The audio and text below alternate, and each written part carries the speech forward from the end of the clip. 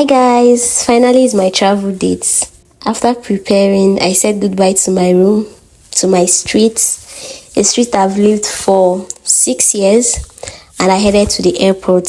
I didn't have anybody to see me off. At least I'm not going to cry at the airport, so I booked a ride and off to the airport. We got to the airport, and as usual, everybody wants money. You pay for everything. Immigration wants money. Everybody wants tips. I just had to settle them so that the journey would be very easy for me. And after everything, I was cleared. Just when I thought everything was okay, I was called upon that they noticed liquid in my luggage and narco seized my red oil. I beg, how won't they survive without red oil for this country? After all my food stuff and everything. They took it. It was painful, but there's nothing I could do about it. I had to move on. We boarded the aircraft. The crew were nice, very nice. I located my seat, all seated and settled, waiting for the airplane to take off. About 30 minutes after we took off, they brought food. The food was nice. I would give it 6 over 10. I ate everything on this tray. Everything. Nothing was left. We landed in Dubai and the airport was so fine. Being someone that has never traveled out of the country, I have never experienced such a beautiful environment. And nobody was asking for tips, nobody was asking for money. The staffs will assist you without expecting anything from you. Even though we had over 5 hours layover, I didn't have the opportunity to explore the airport very well because I became sick. I started having running nose, sneezing, and running temperature. A friend I met at the airport said maybe there's a plant around I was allergic to. So I just had to sit at a place and comport myself because falling sick is not an option. After about 5 hours, 30 minutes, we boarded the second flight to China. But I noticed something. It seems they bring the old flights to Nigeria because this one was bigger and better. Anyway, let me not talk since this is my first international flight. I think the OGs in traveling are in a better position to have this conversation. So, what do you think? Am I wrong or right?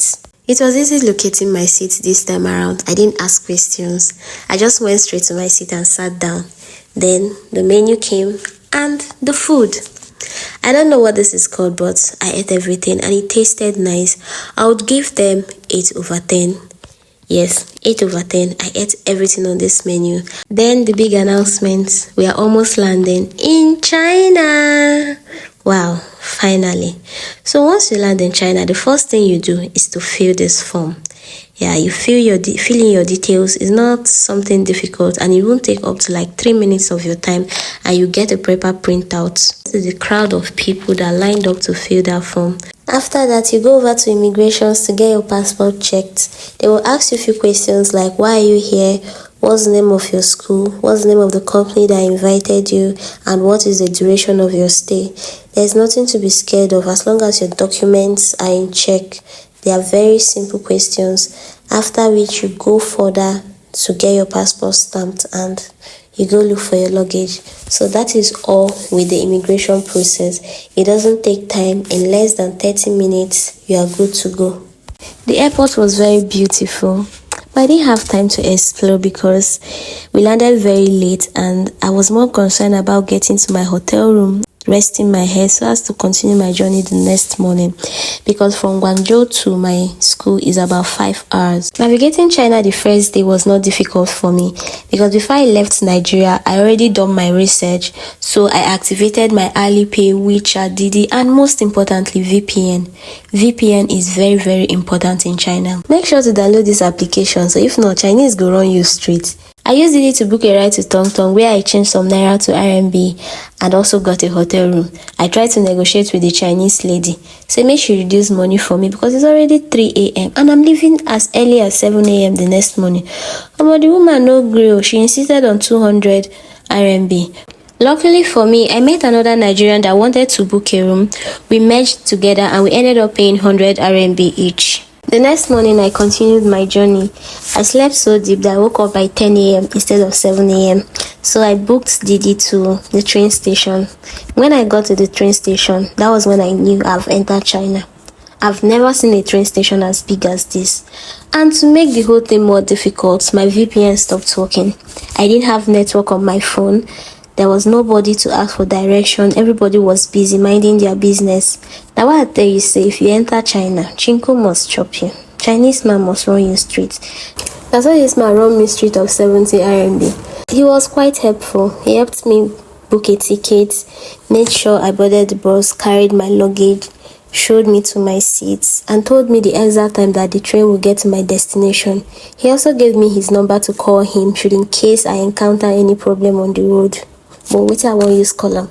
I don't even get SIM card. I think the 70 RMB was worth it because I wouldn't have done all this without an assistance. It would have been very hectic for me. So, Mr. Ching Chong, anywhere you are, thank you very much. I really appreciate your assistance. The journey to Guangxi province was a long one. It was about 4 hours 30 minutes. But I enjoyed every bit of it. There was no boring moment. I enjoyed the luxury and the view. I fed my eyes with the beautiful view all through the journey.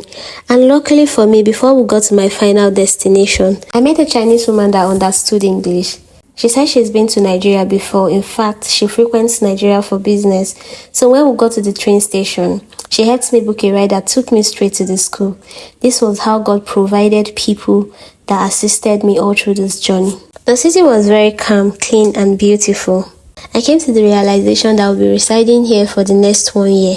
And I can't wait to explore the city, meet new people, try the food, and most importantly, learn the language. When I got to the school, the admin staffs were very friendly. With the help of Google Translate, they helped me complete my registration, showed me to my room, and I met a Cameroonian student that took me to where I got something to eat. Let me see. No pepper. If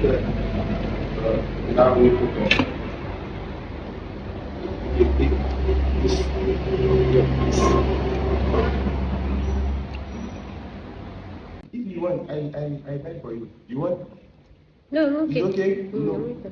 Take one. No, I'm okay. Take one, two, I am okay. Africa, these are the main shoes. You want one? I'm okay.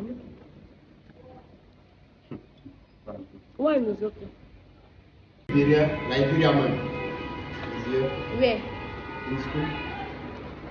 Nigerian man. Liberia. The one that will not understand English. Okay. Nigeria man is